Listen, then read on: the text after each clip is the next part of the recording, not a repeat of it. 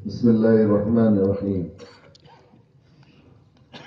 الحمد لله رب العالمين، والصلاة والسلام على سيد المرسلين وخاتم النبيين وعلى آله وصحبه أجمعين ومن تبعهم بإحسان ودعا بدعوتهم إلى يوم الدين.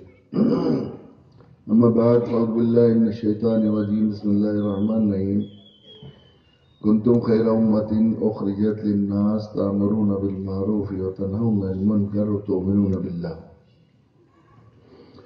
میرے بزرگوں اور بھائیوں، اللہ کا بہت بڑا کرم اور احسان ہے کہ اللہ تعالیٰ نے ہماری بغیر طلب کے، ہمارے بغیر استحقاق اور حق کے، ہماری بغیر چاہت کے، درخواست کے، اپلیکیشن کے بغیر اور ہمارے حق اور استحقاق کے بغیر ہمیں اللہ تعالیٰ نے مسلمان گھرانوں میں پیدا فرمایا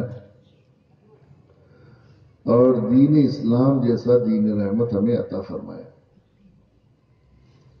اور صرف مسلمان نہیں بنایا بلکہ آخری نبی جناب رسول اللہ صلی اللہ علیہ وسلم کا امتی بنایا، اور اپنے آخری رسول جناب رسول اللہ صلی اللہ علیہ وسلم پر ختم نبوت کا اعلان کر کے اللہ تعالیٰ نے وہ کام جو انبیاء علیہ السلام سے لیا جاتا تھا نیابتاً ہمارے ذمے سپرد فرمایا، اور بڑی شان کے ساتھ اللہ تعالیٰ نے بڑے ناز کے ساتھ ہمارا اپنے کلام مجید میں تعارف کرایا. کنتم خیر امۃ اخرجت للناس، تم بہترین امت ہو، تم سب سے اچھے ہو. تمہارے کیا کہنے ہیں، کیسی شان کے ساتھ کنتم خیر امت، تم ساری امتوں سے اچھے امت، سب سے بہتر امت ہو.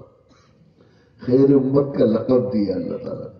میں جو اس آیت شریفہ کو پڑھتا ہوں تو بار بار مجھے ایسا احساس ہوتا ہے جیسے کوئی ماں باپ اپنے بچوں کا ذکر کیا کرتے ہیں. بہت سی بیٹے بیٹیاں ان کے ہیں، لیکن کوئی ایک بیٹا یا بیٹی اپنی سعادت مندی اور خدمت گزاری میں ذرا ماں باپ کے سر چڑھا ہوا ہوتا ہے. تو کہتے ہیں کہ گننے کو تو میرے 4 بیٹے 5 بیٹیاں ہیں، مگر میرے اصلی مولوی سلیم کے کیا کہنے ہیں. کہتے ہیں نا کہ ماں کہتے ہیں میرے سلیم کی کیا کہنا، اصلی بیٹا تو میرا مولوی سلیم ہی ہے. کہتے ہیں نا کبھی، اب آپ کہتے بھی ہوں گے ہمارے مولانا سلیم صاحب کو اس طرح پر. ایسے اللہ فرما رہے ہیں تمہارے کیا کہنے. کنتم خیر امۃ اخرجت للناس، تمہیں انسانیت کی بھلائی اور نفع رسانی کے لیے نکالا ہے ہم نے، ایک بڑے کام کے لیے تمہیں منتخب کیا ہے، سلیکٹ کیا ہے، چنا ہے. اخرجت للناس، انسانوں کی بھلائی اور نفع رسانی اور خیر خواہی کے لیے تمہیں نکالا گیا. خرج للناس میں نہیں فرمایا اتفاق سے، بائی انسیڈنٹ بائی ایکسیڈنٹ ایسا ہو گیا ہے، مجبوری تھی اللہ کی کوئی، اس کی وجہ سے ہمیں خیر امت کا لقب دینا پڑا. یا ایکسیڈنٹ ہو گیا تو اب گاڑی کی کھڑکی کھل گئی تو آپ سڑک پر گر گئے، یا کام گاؤں کی، اس لیے اللہ نے نکالا ہے، ماں کے پیٹ سے نکالا، کفر و شرک سے نکالا، آدم سے نکالا. اخرجت للناس. جب قرآن مجید میں لفظ استعمال کیا جاتا ہے تو خصوصیت سے وہ طبقہ مراد ہوتا ہے جو غیر ایمان والے ہیں.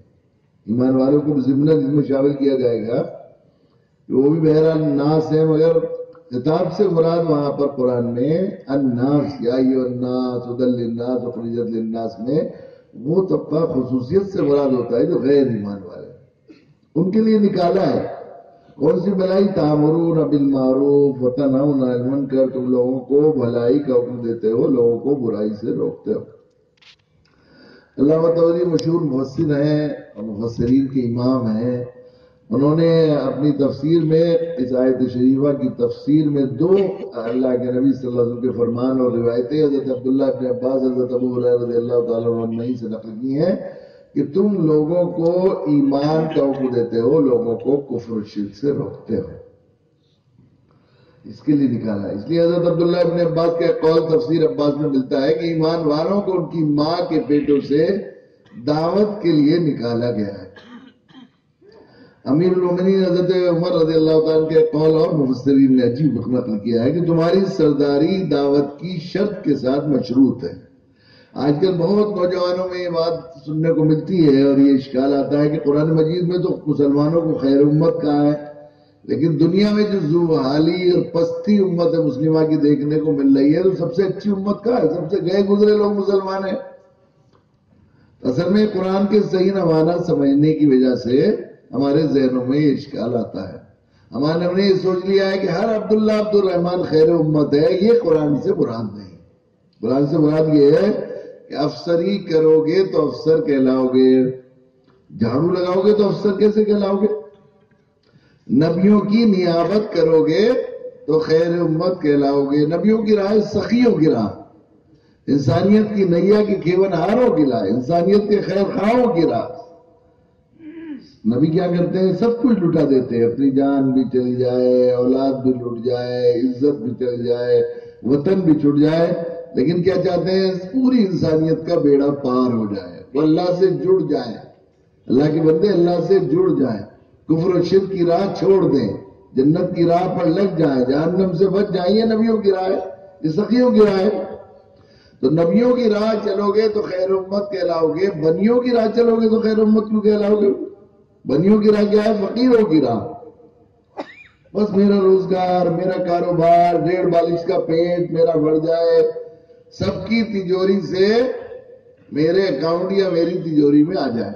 بنیوں کی راہ یہی تو ہوتی ہے، میرا کاروبار، میرا بینک بیلنس، میری پراپرٹی، میرا مکان، میرا بنگلہ، میرے بچوں کا موت سے پہلے کا اسٹیٹس، یہ فقیروں کی راہ ہے۔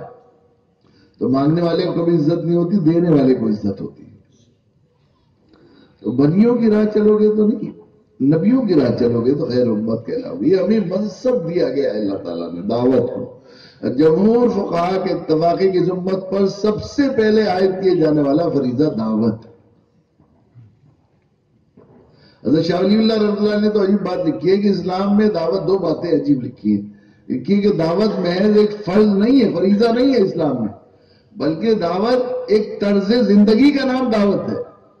اسلام نے ایک طرز زندگی جینے کا ایک ڈھنگ سکھایا ہے کہ جو بھلائی میرے پاس ہے ہر انسان کے پاس وہ بھلائی پہنچ جائے، اور جس برائی سے میں بچا ہوا ہوں اس برائی سے پوری انسانیت بچ جائے۔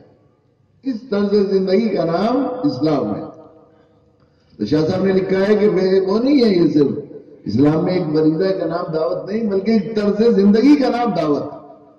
شاہ صاحب نے لکھا ہے کہ جب ہم پورے دین کو محاسبہ غور کرتے ہیں اور تفقد کرتے ہیں اس پر، ہم اس نتیجے پر پہنچتے ہیں کہ پورے اسلام کے تمام اعمال میں اور تمام احکام میں دعوت کی حیثیت بالکل اس طرح ہے جیسے ایک شجر کے لیے بیج کی حیثیت ہوتی ہے۔ بیج کی حیثیت ہوتی ہے، بیج میں سے سب سے پورا پیڑ نکلتا ہے۔ بیج بوتے ہیں، سب سے پہلے کیا بویا جاتا ہے؟ بیج بویا جاتا ہے، اسی میں سے جڑیں نکلتی ہیں، اسی میں سے تنے نکلتے ہیں، اسی میں سے شاخیں نکلتی ہیں، اسی میں سے پتے نکلتے ہیں، اسی میں سے پھول نکلتے ہیں، اسی میں سے پھل نکلتے ہیں۔ جب بیج نہیں ہوگا تو سب چیزیں کچھ بھی نہیں ہوگا نا۔ کہا کہ دعوت کے واسطے سے ہی 100% اس دین میں دین کے سارے شعبے پھوٹتے ہیں۔ یہ دعوت رہے گی تو سب شعبوں میں جان ہوگی، اور دعوت نہیں رہے گی تو سب شعبے کمزور رہیں گے، سب شعبے کمزور رہیں گے۔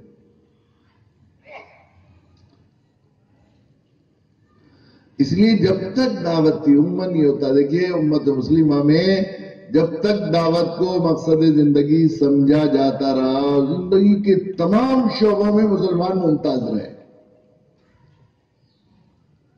اور جب دعوت چھوڑ دی تو ہر لحاظ سے پسماندہ ہو گئے، ہر لحاظ سے پسماندہ ہو گئے۔ ذرا سے کچھ مسائل ہوتے ہیں مسلمانوں پر، ہوتے ہی رہتے ہیں مسائل، تو مسائل ہوتے ہی رہیں گے۔ جب ظلم کریں گے اور حق ماریں گے تو اللہ کے قہر کے تو حقدار ہوئیں گے، جو اللہ کی نظر قہر ہوگی نظر رحمت کی جگہ، تو پھر ہماری بگڑی بنانے والا کوئی ہوگا ہی نہیں کائنات میں، یہی حال ہوگا جو ہوگا۔ اب مسائل در مسائل ہوتے ہیں تو مشورے ہوتے ہیں، یہ ہوتا ہے، یہ کبھی ہوتا ہے بھائی مسلمان کیوں تنزلی پر ہیں، کیوں ہے؟ بعض لوگ کہتے ہیں کہ نہیں صاحب ہمارے پاس کوئی سیاسی طاقت نہیں ہے اس لیے دنیا میں ذلیل و رسوا ہو رہے ہیں، ایسی کوئی۔ بعض لوگ کہتے ہیں نہیں ہمارے پاس ایٹمی ٹیکنالوجی نہیں ہے اس لیے ہم ذلیل و رسوا ہو رہے ہیں۔ بعض لوگ کہتے ہیں بھائی ہم تعلیمی لحاظ سے پسماندہ ہیں اس لیے رسوا ہو رہے ہیں۔ بعض دفعہ یہ ہوتا ہے کہ ہمارے پاس مالی وسائل نہیں ہے، غریب ہیں مسلمان شاید اس لیے دنیا میں نیچا دکھائی دے رہا ہے۔ کبھی کبھی بعض لوگ کہتے ہیں کہ مسلمانوں کے پاس اچھے اخلاق نہیں ہیں اور آپس میں اتفاق و اتحاد نہیں ہے اس لیے رسوا ہو رہے ہیں۔ حالانکہ میرے بزرگوں صحیح خیر القرون سے آج کے زمانے کا محاسبہ کریں گے آپ کو محسوس ہوگا کہ اس زمانے میں جب جو تھا اس زمانے کے مقابلے میں اس زمانے میں ہر چیز خوب ہے ہمارے پاس، وہ ساری چیزیں وسائل جن وسائل کو ہم ترقی کی راہ کا زینہ سمجھ رہے ہیں، ان سے سوچ رہے ہیں کہ مسلمان ترقی کریں گے، اگر یہ ہوگا تو وہ چیزیں خیر القرون صحابہ اور صحابہ کے قریب کے زمانے میں ہمارے پاس اتنی نہیں تھی جتنی آج ہمارے ہاں پائی جاتی ہے۔ جہاں تک سیاسی طاقتوں کی بات ہے، اتنی بڑی 55 مملکتوں پر مسلمان قابض ہیں، 55 ملکوں کے اوپر مسلمانوں کی حکومتیں ہیں آج، اور ایک سے ایک بڑے ملک ہیں اس میں۔ وسائل کا حال یہ ہے، مالی وسائل کا، کہ سیال سونا میکسیمم، یہ جو پیٹرول اور ڈیزل جو سب سے بڑے وسائل مہیا کرنے والا جو ہے اللہ تعالیٰ نے ذریعہ دیا ہے، مال دیا ہے، زیادہ تر مسلمانوں کے قبضے میں، سونا بھی، ہیرے بھی، جواہرات بھی۔ جہاں تک تعلیم کا سوال ہے، اگر آپ اس زمانے کے اعتبار سے اور پسماندہ اور اس زمانے کا حال کا موازنہ کریں گے، جو زمانہ خیر القرون کا تھا، تو تعلیمی ادارے، یونیورسٹی، جامعات، دارالعلوم جتنے اس وقت ہیں اب ہمارے پاس پائے جاتے ہیں، یہ تو زمانہ اللہ کے نبی صلی اللہ علیہ وسلم نے اقرا کا سوئچ دبایا، اقرا کا سوئچ دبایا آ کر، اور جاہلیت کو اپنے قدموں کے نیچے روننے کے لیے آئے۔ اللہ کے نبی کی بعثت سے لے کر ہر نیا دن علم کے سلسلے میں انقلابی دن اور ترقی کا دن ہوگا، اور جب اس ماحول میں رہ رہے ہیں تو مسلمان بھی پیچھے ہونے والے نہیں۔ ایسا نہیں ہے کہ ہم خود اپنے دیکھیں کہ روزانہ تعلیم کے سلسلے میں انسانیت میں بیداری مسلسل بڑھ رہی ہے۔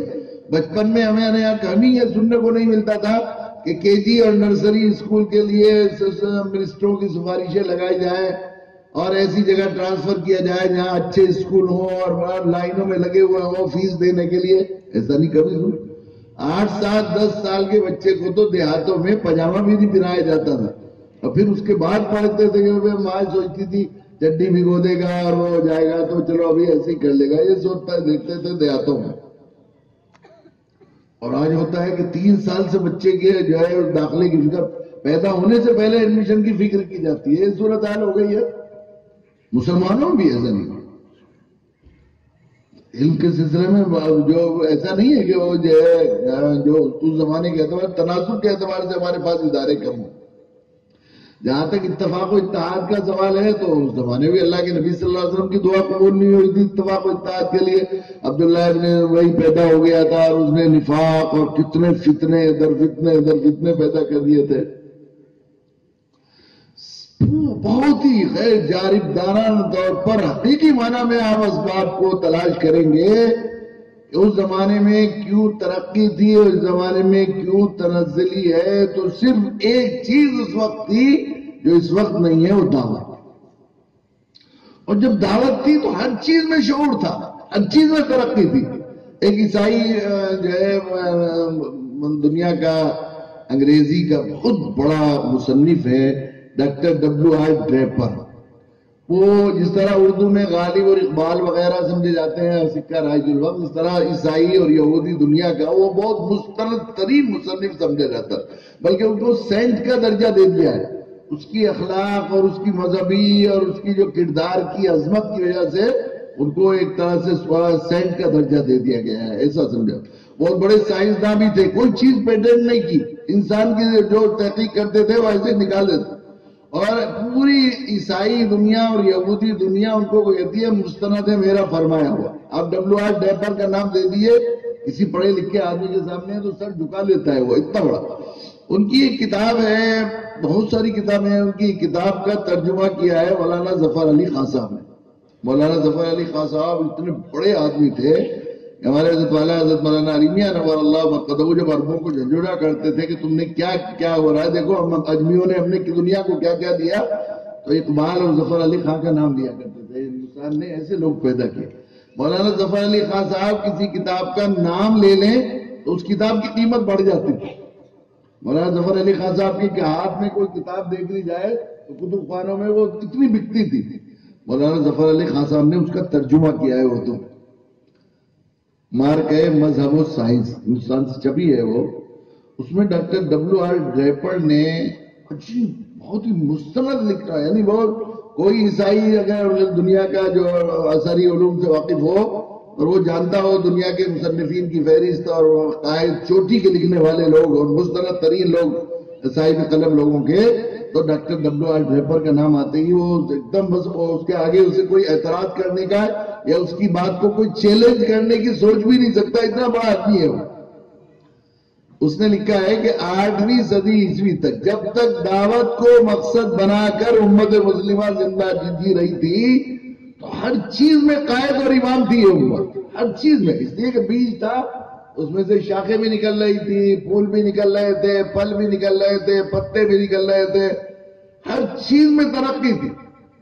انہوں نے لکھا ہے کہ 8ویں صدی ہجری وہ 14ویں صدی عیسوی تک 14ویں صدی عیسوی تک سارے عیسائی اور یہودی مصنفین اور قلم کاروں کی ساری دنیا کے مصنفین کی کتابوں کو گنا جائے تو 300 کتابیں ہمیں زیادہ سے زیادہ دکھائی دیتی ہیں۔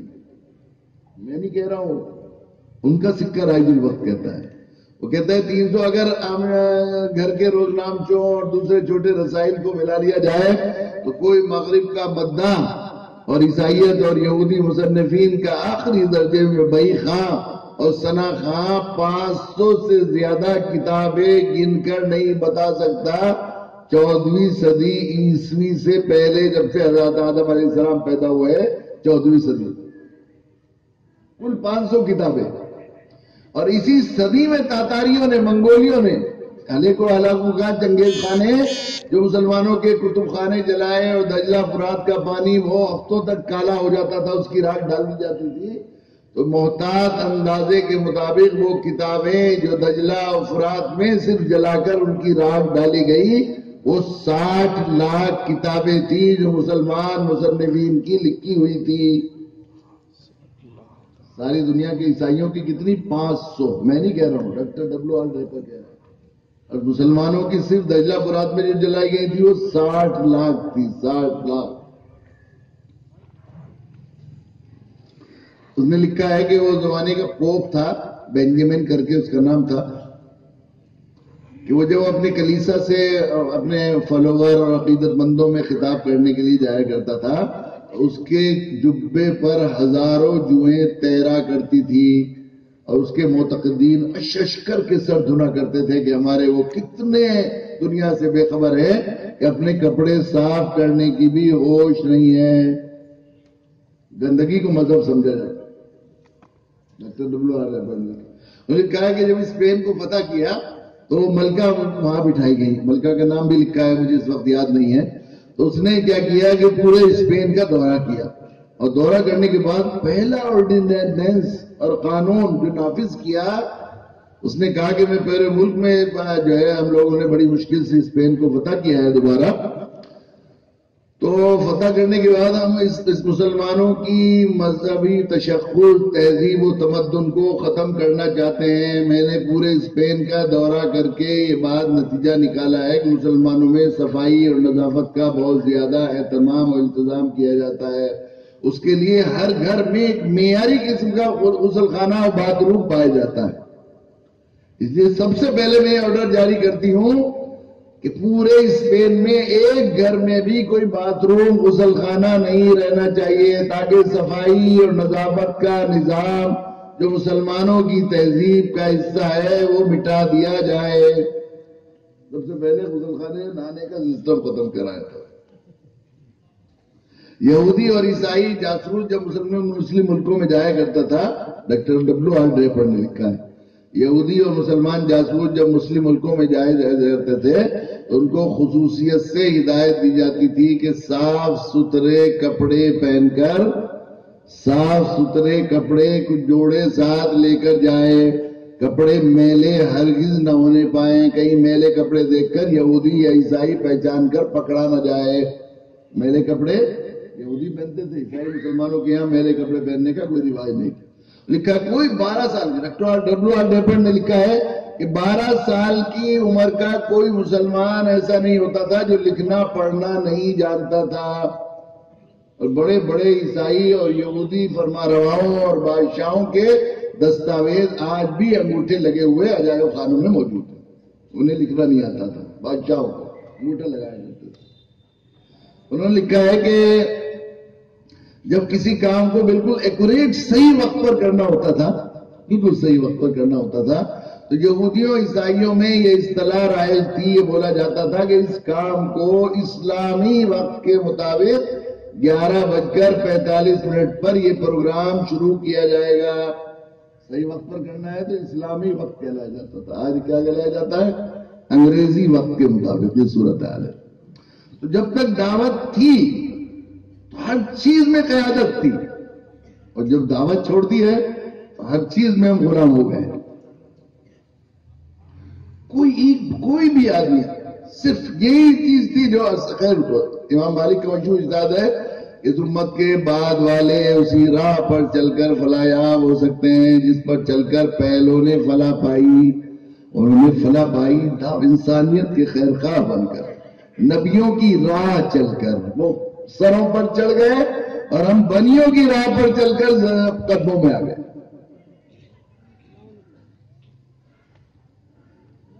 میرے بزرگوں تلاش جہاں سے کوئی ہے نا عزت وہیں ملے گی.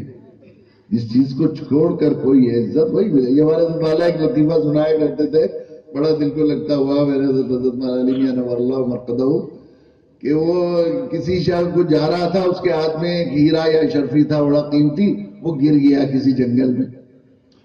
اب وہ اندھیرا ہو رہا تھا وہاں بالکل، تو تلاش کر بھی نہیں سکتا. تھوڑی دور گیا تو ایک چوک پر ایک بڑی ہیلوجن بڑی لائٹ لگی ہوئی تھی، بالکل چوک صاف شفاف پڑا ہوا تھا. وہ آنکھیں پھاڑ پھاڑ کر تلاش کرنے لگا. یوں جاتا تھا، منہ جاتا تھا، ادھر کو دیکھتا تھا ادھر کو دیکھتا. تو یہ لوگ دیکھ رہے تھے کہ تلاش کر رہا ہے، اتنی لائٹ ہے بالکل سوئی پڑی بھی دکھائی دے جائے گی، اس کی کیا ایسی باریک سی چیز جو ہوئی ہے. تو کچھ لوگ تو گزر گئے، ایک دو لوگ خیر خواہ بھیا ہم تمہارا مدد کریں، تمہاری کیا چیز کھو گئی ہے؟ اس نے کہا میری ایک شرفی کھو گئی ہے. کہ بھیا شرفی کھو گئی ہے تو اتنی صاف شفاف فرش ہے، سڑک ہے، چوراہا ہے، اور اتنی تیز لائٹ ہو رہی ہے تو دور سے دکھ جائے گی. تم ایسے کیسے تلاش کر رہے ہو؟ کہا تمہیں کیسی بات کر رہے ہو، تمہیں دکھ نہیں رہی ہے؟ کہ اس نے پوچھا اچھا یہ تو بتاؤ گری کہاں ہے؟ کہنے کہ وہاں گری ہے پیچھے وہاں جنگل میں. کہ یہاں کیوں تلاش کر رہے ہیں؟ وہ چکا چوند تو یہی ہے. اصل بات یہ ہے کہ ہم لوگ دیکھیے ایک بات اور نقطہ سب سمجھنا چاہیے کہ جو لوگ ایمان والے نہیں ہیں، جس زمین میں آدمی رہتا ہے اس کے رولر کو نہ مانے، اس کے قانون کو نہ مانے، تو وہ شخص باغی اور غدار ہے. تو غیر ایمان والے لوگ باغی اور غدار ہیں اللہ کی زمین پر. ایمان والے وفادار ہیں. تو وفادار اور باغی کے لیے ایک قانون نہیں ہوتا، کبھی بھی الگ الگ ہوتا ہے. دونوں کے لیے ایک قانون ہوتا ہے. ان کی ترقی کا جو راز ہے دنیا کی چکا چوند، مسلمانوں کی ترقی کا وہ راز نہیں ہے، وہ اصول نہیں ہے. مسلمانوں کی ترقی کا اصول ہے دینے میں. میری یاد ہے ایک زمانے میں ڈاکٹر راجندر سچر، جو سچر کمیٹی کی رپورٹ قائم کی تھی، بیچارے بڑے مسلمانوں سے ہمدردی رکھتے تھے. سید حامد رحمۃ اللہ علیہ نے انہیں جو ہے وہاں بلایا تھا. اس میں اللہ تعالیٰ ان کو بڑے وہ بھی درد مند لوگوں میں تھے. تو انہوں نے جو ہے وہاں پر ہمدرد میں ایک دفعہ ایک پروگرام میں بلایا. بچوں کے گھر میں ایک تعلیمی کانفرنس تھی، اس میں میں نے کچھ بات کی تعلیم پر، تو انہیں بڑی پسند آئی. تو انہوں نے بہت ہی انتظام، بہت ہی اصرار کر کے مجھے بھی وہاں بلایا. ڈاکٹر راجندر سچر نے مسلمانوں سے ہمدردی اور اس پر اس نے کہا کہ بھئی دیکھو مسلمان اس ملک کے حصے دار ہیں، وہ کرایہ دار تو ہے نہیں، تو انہیں اپنے حقوق کو چھیننا چاہیے. مانگنے کی ضرورت نہیں ہے، آسی انتظاری کرنے کی، لاؤزاری کرنے کی ضرورت نہیں، سینے والے میں ہاتھ ڈال کے لینے کی ضرورت ہے. اپنے حق وصول کیجئے آپ اس ملک کے قائدین سے اور حکمرانوں سے. اس کے بعد میری بات تھی، میں نے ان سے کہا کہ اصل میں بات یہ ہے کہ دوسروں کی ترقی کا جو راز ہے وہ ایمان والوں کی ترقی کا راز اس سے مختلف ہے. ہمیں یہ بتایا ہے ہمارے نبی نے، ہمارے قرآن نے، کہ مسلمانوں کی ساری ترقی اور عزت کا انحصار و دار و مدار حق دینے کے سلسلے میں حساس ہونے میں. دنیا بھی جبھی بنے گی جب آخرت بھی جبھی بنے گی جب مسلمانوں میں حق دینے کے سلسلے میں احساس پیدا ہو. حق لینے سے ہماری عزت نہیں بنے گی، حق دینے سے عزت بنے گی. اللہ کا قانون یہ بتا رہا ہے ہمیں، جتنا مسلمان حق دینے والے بنیں گے اتنے اللہ کی نگاہ میں ان کی عزت اور وقت بڑھتی چلی جائے گی. اور جتنا زیادہ اللہ کی نگاہ میں وقت عزت بڑھتی جائے گی، مخلوق کے دل خود ہی مسخر ہو جائیں گے. اصل بات یہ ہے کہ ہماری جو ہے ہم نے عزت، سلطنت، حکومت چھوڑی ہے دعوت کو، جو کوئی ہے دعوت کو چھوڑ کر. جب تک دعوت کو مقصد زندگی بنائے ہوا تھا تو آپ جانتے ہیں 60% اللہ کے نبی صلی اللہ علیہ وسلم کی ہجرت سے لے کر 50 سال میں 60% زمین کے رہنے والوں کے دلوں پر قرآنی قانون کی حکمرانی ہو گئی. قیصر و کسریٰ جو اس وقت کی سپر پاور تھی، ان کے تاج اللہ نے اپنے نبی کے غلاموں کے قدموں میں لا کے ڈال دیے تھے. ایسا حال ہو گیا. نہ پیٹنٹ ٹینک تھے، نہ ان کے پاس ایسی اعلیٰ سلطنتیں تھی، نہ کوئی ایسی سیاسی قوت تھی، نہ وہ جنگی ہتھیار تھے، نہ ایٹمی ٹیکنالوجی تھی، نہ ایسے تعلیمی ادارے تھے، نہ جو ہے بختر بند گاڑیاں تھی. خاطر خواہ اونٹ گھوڑے بھی نہیں تھے. بادبانی کشتیوں پر سوار ہو کر بر اعظم فتح کیے. یومیہ فتوحات کا اوسط بار بار ہر مجلس میں تقریباً میں بتانے کی کوشش کرتا ہوں. ایسا ہے ایک اسلامی جغرافیہ نگار کی کتاب میں جب سے پڑھا ہے تو بالکل جھنجھوڑ دینے والا ہے. ہمیں مہینوں سوچنا چاہیے کہ ہم کیا تھے، کیا ہو گئے، اور کیوں تھے، کیوں ہو گئے. یومیہ فتوحات کا اوسط جو نکالا ہے وہ 50 سال کی یومیہ فتوحات کا اوسط 378 مربع میل روزانہ اسلامی مملکت میں جو ہے رقبہ بڑھتا رہا روزانہ. 50 سال 8 دن کا نہیں ہے یہ. اور دعوت کو چھوڑ کر حال یہ ہے کہ اب مسلمانوں کا حال کیا ہے، ایسا ہو گیا ہے بالکل. تو اگر واقعی ہم سنجیدہ ہیں اور ہم یہ چاہتے ہیں، پتے دھونے سے مسئلہ حل نہیں ہوتا. ظاہر ہے کہ درختوں جڑوں کو سینچنا پڑے گا نا.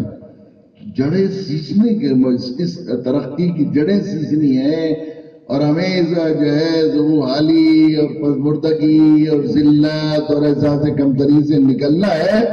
تو واحد طریقہ یہ ہے کہ جو خیر القرون میں جو صحابہ نے اختیار کیا، انسانیت کی خیر خواہی اور دعوت کو مقصد زندگی بنانا، جو ان کے نبی جناب رسول اللہ صلی اللہ علیہ وسلم کی مقصد زندگی تھی. اس کے لیے انہوں نے ابھی ہمارے مفتی صاحب فرما رہے تھے کہ زندگی کا اکثر حصہ اور ساری قربانیاں دعوت کے لیے. اللہ کے نبی صلی اللہ علیہ وسلم کسی عمل کو دعوت پر ترجیح نہیں دکھائی دیتی. اور ہمارا حال یہ ہے کہ ہم کہتے ہیں ناسازگار حالات ہیں، مشکل حالات ہیں. جس کام کو آدمی کرتا نہیں نا تو اسے مشکل لگتا ہے. ڈرائیونگ آپ نے کی نہ ہو، یہ چھوڑ دینے کی وجہ سے ہمیں لگتا ہے حالات ہے، مشکل ہے، مخالف حالات ہے. کبھی ڈرائیونگ کی نہ ہو، اسٹیئرنگ پر بٹھا کر ڈرائیونگ کرنے کی کوشش کرے تو ڈرے گا تو ہے ہی آدمی. لیکن جب ڈرائیونگ سیکھ لیتا ہے آدمی اور ڈرائیونگ کرنے لگتا ہے تو وہی ڈرائیور جو کل بہت ڈر رہا تھا کیا کرتا ہے، چائے بھی پیتا ہے، فون بھی ریسیو کرتا ہے، گاڑی میں بیٹھے ہوئے لوگوں سے گپ شپ بھی کرتا ہے اور گاڑی بھی چلاتا رہتا ہے. کوئی ڈرنے والی سواری بیٹھ جاتی ہے، ارے بھائی تم یکسوئی سے گاڑی چلاؤ. ارے مولانا آپ چین سے بیٹھو، آپ فکر نہ کرو، مجھے معلوم ہے. کیا ہے، گاڑی چلانے میں بھی کوئی اس کی ضرورت ہے توجہ کی یا کہیں کی؟ یہ تو خود چلتی رہتی ہے. ایسے ہی دعوت کی گاڑی بھی ہے، کیونکہ کیا نہیں ہم نے اسے لگتا مخالف حالات بالکل ایسے لگ رہے ہیں ہمیں جیسے تیز اندھیرا، گپ اندھیرا ہو اور کسی کے ہاتھ میں سوئچ ہو لائٹ کا، گپ اندھیرا ہو رہا ہے اتنا. تو گپ اندھیرا ہے تو اس وقت ظاہر ہے کہ لائٹ کے لیے مخالف حالات ہیں یا موافق حالات ہیں. روشنی کی طرف جتنا اندھیرا ہوتا ہے اتنی زیادہ بڑھ جاتی ہے روشنی کی طرف. سخت گرمی ہے، لوہیں چل رہی ہیں، موٹروں پر پپڑیاں جم رہی ہیں، زبان پر کانٹے ہیں. ایسے وقت میں ٹھنڈے پانی کے لیے مخالف حالات ہیں یا موافق حالات ہیں؟ انصاف سے بتائیے. موافق حالات ہیں. اسے جو مخالف یہ ہمیں لگ رہے ہیں ایسے مخالف حالات میں آپ ٹھنڈے پانی کی بات کر رہے ہیں. چنانچہ آج صورتحال یہی ہے کہ اتنی سخت شدت میں، پیاس کی شدت میں ہونٹ پر لگائیں گے گلاس تو لوگ چھین کر پینے کو تیار ہیں. ہونٹ سے چھین کے پینے کو تیار ہے، چھین رہے ہیں لوگ. ایسے ہی ہو رہا ہے، اسی طرح لگ گیا.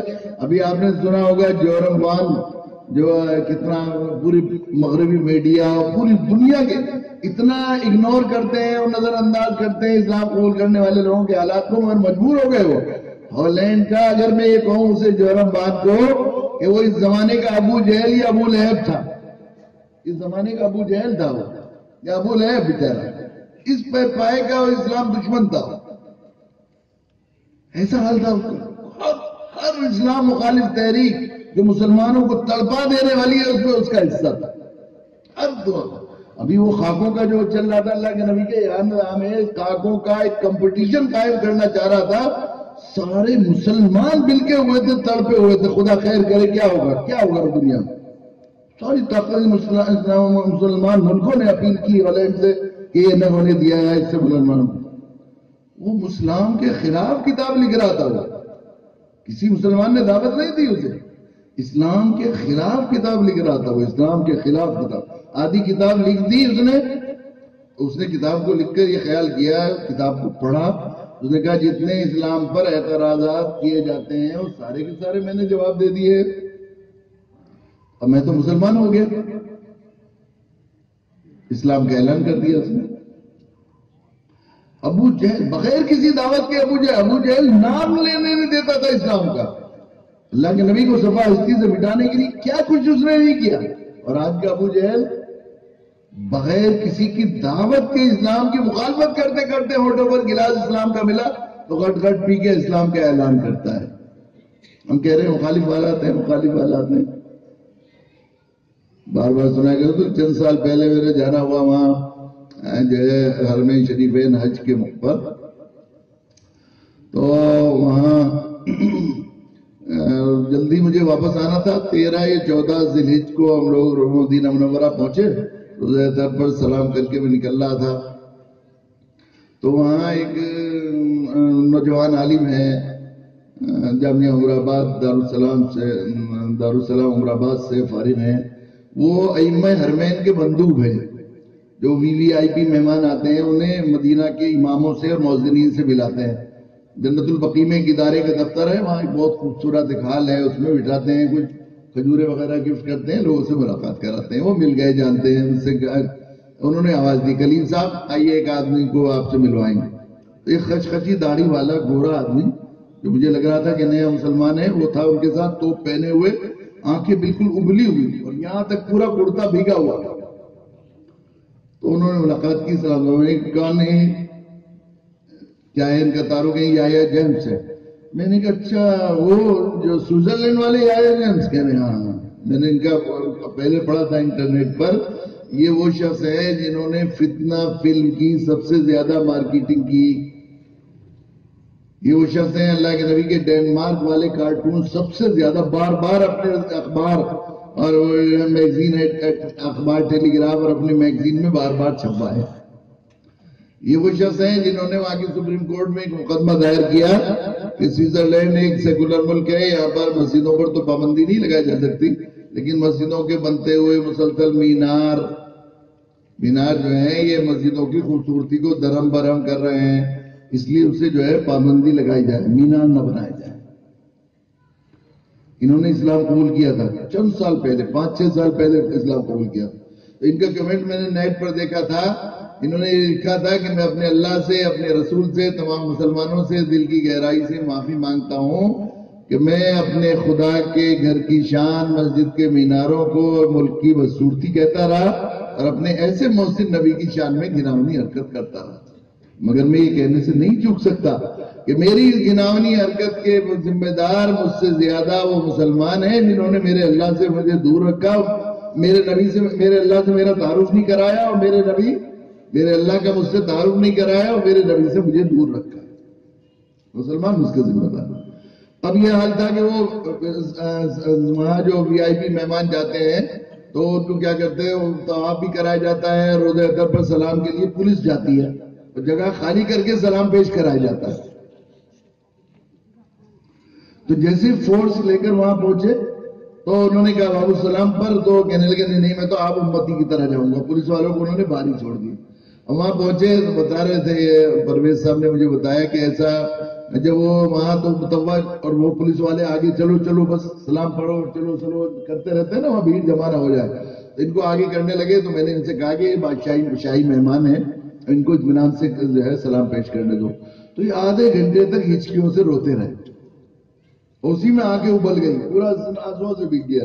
تو میں نے پوچھا کہ ان سے یحییٰ جیمز صاحب سے کہ آپ کو کیسا محسوس ہوا روزہ اختر پر حاضری کا؟ مجھے خیال ہے یہ جو AR رحمان ہیں میوزیشین ہندوستان کے, ان کو آسکر ایوارڈ بھی ملا ہے اور بہت سارے ایوارڈ ملے ہوئے ہیں, وہ اتفاق سے 1 سال پہلے وہ حج کے لیے گئے تھے. اور مجھے مسجد نبوی میں ایک صاحب نے ان سے ملاقات کرائی، مجھے اندازہ نہیں تھا، میں نے سلام دعا کی، ہمیں ایک پروگرام میں جانا تھا، چلے گئے۔ اگلے روز ان کا جو ہے کہ انٹرویو چھپا، بہت ہی دل کو لگا مجھے وہ بات ان کی۔ انٹرویو چھپا وہاں عرب نیوز میں، انہوں نے یہ لکھا کہ روزہ اطہر پر حاضری کا جو سرور اور مزہ ہے، اگر اسلام میں کچھ بھی نہ ہو اس کے علاوہ تو ہر انسان کو صرف اس کے لیے مسلمان ہو جانا چاہیے۔ آپ سوچیں کیسی عقیدت سے وہ اللہ کے نبی کے روزہ اطہر پر حاضر ہوئے ہوں گے۔ روزہ اطہر پر حاضری کا سرور اور جو مزہ ہے حاضری میں، اگر اسلام میں اور کچھ بھی نہ ہو، جنت اور نجات اور کچھ بھی نہ ہو تو صرف اس کے لیے مسلمان ہو جانا چاہیے۔ تو میں نے ان سے پوچھا کہ آپ کو کیسا محسوس ہوا روزہ اطہر پر حاضری کا، ان سے جیم صاحب سے؟ تو انہوں نے کہا کہ میں اللہ کے نبی کے صلی اللہ علیہ وسلم کے دربار میں آ کر میں روتا رہا اور میں فریاد کرتا رہا، میرے محسن نبی، میں کن الفاظ سے اپنی گناونی ان کمینی حرکتوں کی تلافی کروں اور آپ سے معافی مانگوں جو زندگی بھر کرتا رہا، مگر میرے نبی میں نے جان بوجھ کر ایسا نہیں کیا، مجھے واقفیت نہیں تھی، مسلمانوں نے مجھ تک بات پہنچائی نہیں۔ اب میں اللہ کو گواہ بنا کر آپ سے وعدہ کرتا ہوں، پوری صلاحیتیں جو وسائل مجھے اللہ نے دیے ہیں مالی اور اپنے پورے اخبار اور میگزین کو آپ کی سنت اور آپ کے دین کو آپ کی امت تک پہنچانے میں خرچ کروں گا۔ اسے مخالف حالات کہہ رہے ہیں آپ؟ خود یہ ملک جس میں ہم رہ رہے ہیں میرے بزرگوں، یہ تو بہت بہت بہت بھرے لوگوں کا ملک ہے۔ اللہ کے نبی کا ارشاد ہے کہ ہمیں ہندوستان کی مٹی سے محبت کی خوشبو آتی ہے۔ بہت دنوں سے میں اس تلاش میں تھا کہ اس حدیث کا کی اسناد مل جائیں۔ اللہ کی شکر ہے ایک بڑے حدیث کے بڑے عالم اور محقق کا ایک مضمون مجھے بھی بھیجا گیا، اس میں بہت ساری اسناد اور بہت سارے الگ الگ روایات بہت سے صحابہ سے یہ تقریباً اس کے بیچ مضمون کی انہوں نے جو ہے لکھ کر بھیجی کہ مجھے ہندوستان 1400 سال پہلے اللہ کے نبی صلی اللہ علیہ وسلم کو اتنی دور رہ کر ہندوستان کے لوگوں کی محبت کی خوشبو آ گئی۔ اقبال نے اپنے شعر میں اس کو باندھا ہے، میرے عرب کو آئی ٹھنڈی ہوا جہاں سے۔ اور یقیناً یہ بات صحیح ہے، بالکل تجربے کی بات ہے کہ اگر آپ پوری دنیا کے ملکوں کا سفر کریں اور آپ کو تھوڑی سی نفسیات سائیکولوجی سمجھنے کا ذوق ہے تو آپ 100% یہ محسوس کریں گے کہ جتنی محبت کے لوگ ہمارے ہندوستان کے ہیں اتنے پوری دنیا کے کہیں کے نہیں، اور میدان دعوت میں جا کر اور زیادہ ان کی محبت کا اندازہ ہوتا ہے۔ جب ان کے قریب ہوتے ہیں، ان کو دعوت دیتے ہیں تو اندازہ ہوتا ہے اور زیادہ ان کی محبت کا اندازہ ہوتا ہے۔ میرے میں سرائے کرتا ہوں کہ ہمارے عزیز ہیں بڑے اچھے شاعر، ان سے ایک کلفی والے نے کہا کہ حضرت جو ہے بھائی جان ایک شعر کہہ دیجئے، میں کلفی کی ریڑھی پر لکھوانا چاہتا ہوں۔ انہوں نے فوراً شعر کہا کہ قریب آؤ تو شاید سمجھ سکو مجھ کو، قریب آؤ تو شاید سمجھ سکو مجھ کو، یہ فاصلے تو غلط فہمیاں بڑھاتے ہیں۔ قریب جائیں گے میدان دعوت میں تو جانے گیا میرے، یہ زمانہ اب چل رہا ہے، ایسے مخالف حالات ہیں، ایسے ہیں، عام طور پر یہ کہا جاتا ہے شیطان تو اصل میں دعوت سے روکنے کے لیے ہر حربہ استعمال کرتا ہے، اس لیے کہ دعوت سے تو مشن کا بیر ہے نا، یہ تو انسان کا دشمن ہے شیطان، لیکن مشن کا بیر ہے دعوت سے، اس لیے کہ میں شیطان کا مشن کیا ہے، ان الشیطان لکم عدو فاتخذوه عدوا انما يدعو حزبه ليكونوا من اصحاب السعير، شیطان تمہارا دشمن ہے، اس کو دشمنی بنائے رکھنا، یہ اور اس کی جماعت کی پوری کوشش یہ ہے کہ تمہیں جہنمی بنا دے، اور دائی کی کوشش یہ ہے کہ کوئی جہنم میں دوزخ میں نہ جائے، تو مشن کا بیر ہے نا، تو رکاوٹ ڈالتا یوں ہے، یوں حالات ہیں، اب تو ایسے حالات ہو گئے ہیں، ایسے دیکھیے فطرت میں محبت ہے ان کی، محبت ذرا سی کتنا جنون طاری ہو گیا، وہ کتنا کچھ ہو رہا ہو، ذرا سی محبت کی بات کیجئے حال خراب ہو جاتا ہے۔ تو اس لیے میرے حضرت فرماتے تھے جنون پیدا ہو جانا، غصہ جلال پیدا ہو جانا یہ کوئی بات نہیں، انسانی فطرت ہے، لیکن جن لوگوں کے ذمے اندھیرا قائم ہو جانا کوئی بات نہیں۔ مسئلہ ان کا ہے کہ جنہوں نے روشنی جلانا جن کے ذمے تھا، انہوں نے لائٹ جلانے مایوس ہو گئے، وہ نا امید ہو گئے۔ اصل میں بات سچی بات یہ ہے کہ جو ہمیں کفر و شرک پر یہ تمام لگ رہا ہے کہ پھیلنا ہے، دیکھیے قرآن پر ہمارا ایمان ہے، قرآن نے اسلام کو نور کہا ہے، روشنی، اور جتنے باطل نظریات ہیں ان کو ظلمات کہا ہے، اندھیرے۔ اندھیروں کی فطرت پھیلنے کی نہیں ہوتی، اندھیروں کی فطرت ہوتی ہے خالی جگہ لینے کی، روشنی کا مزاج ہوتا ہے پھیلنے کا۔ تو اندھیرے خالی جگہ رہتے، خلا رہتا نہیں. تو جن کے ذمے روشنی پھیلانا تھی، انہوں نے روشنی پھیلانا، اسلام پہنچانا بند کر دیا، تو خالی جگہ میں اندھیرے پھیل گئے. اندھیرے جمع نہیں کرتے. قرآن کہتا ہے جا الحق وزاق الباطل ان الباطل کان زہوقا. حق آیا، باطل گیا. باطل تو جانے کے لیے، جمنے کے لیے نہیں، پھیلنے کے لیے پیدا ہی نہیں کیا پیدا کرنے والے اللہ نے. گھپ اندھیرا ہو رہا ہو، یہاں ساری لائٹیں بجھ جائیں، اور ذرا سی ایک فون کی لائٹ جلاتا ہے تو کہاں چلے جاتا ہے اندھیرا. ذرا سی ماچس جلائے ایک بڑے حال میں ختم ہو جاتا ہے نا اندھیرا. روشنی آئی تو اندھیرا گیا. تو اصل میں ہم نے وہ جو آئے وہ پھیل نہیں رہے ہیں، پھیل نہیں رہے، بلکہ یہ اندھیرے انہوں نے نہیں پھیلا ہے، اندھیرے ہم نے کیے ہیں. مسجد میں مؤذن کے ذمہ ہے لائٹ جلانے کی، یہ چراغ جلانے کی.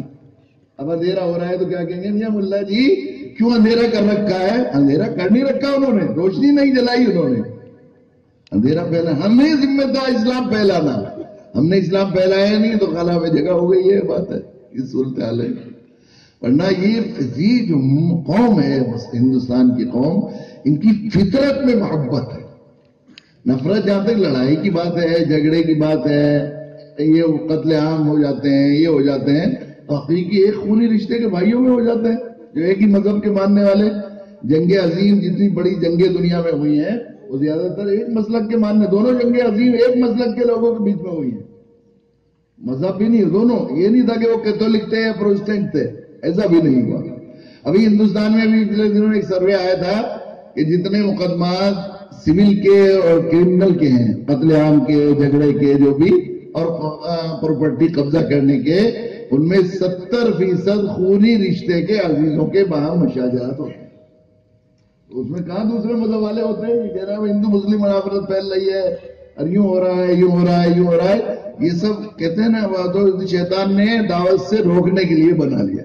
ابھی یہ زمانہ جو چل رہا ہے، میں بالکل یقین سے یہ بات کہہ رہا ہوں میرے بزرگوں، دنیا کے ملکوں میں اللہ کی شکر ہے سفر کرنا ہوتا ہے، میں بالکل بہت ہی ذمہ داری کے ساتھ یہ بات کہہ رہا ہوں کہ ہم آج کی اس دور میں، یہ جو نئی 5 سالہ حکومت ہے، اس دور کے دور میں بھی کہہ رہا ہوں، جتنی زیادہ آزادی کے ساتھ ہمیں مسلمانوں کو اور تمام مذہب والوں کو اپنے مذہب کی دعوت دینے کا، مذہب پر عمل کرنے کا، اپنی مسجدیں بنانے کا، اپنے مدرسے چلانے کا، اپنی تحریکیں، تنظیمیں، ادارے اور اپنی تمام چیزوں کو چلانے کے جتنی آزادی ہمارے ملک ہندوستان میں ہے، پوری دنیا کے کسی ملک میں نہیں. یہ بات نعمت ربی کا فات دیتی. لئن شکرتم لازیدنکم ولئن کفرتم ان عذابی لشدید. اور آج کے دور میں بھی یہ جو سوشل میڈیا سے تو سیاسی ووٹیں انہیں میں ہیجان پیدا کرنا ہے، یہ چھوٹے چھوٹے واقعات کو سوشل میڈیا پر زیادہ ہائی لائٹ کیا جاتا ہے. یہ حالات تو ہوتے رہتے، ہمیشہ رہے ہیں. جب آپ رہتے ہیں 2 بھائیوں میں لڑائی ہوتی ہے، کہتے ہیں 2 برتن ہیں تو کھڑکیں گے ہی، وہ کھڑکتے ہی ہیں، وہ آواز ہوتی ہے. برتن بھی ہو تو کھڑکتے ہیں، تو پھر انسان ہے تو ہو ہی گے، آپس میں ہو ہی جاتی ہے. بھائیوں میں ہوتی ہے، بہنوں میں ہوتی ہے، ساس بہو میں، بہن ساس ہے، کیسے ہوتی، ماں بیٹوں میں ہوتی ہیں جھگڑے.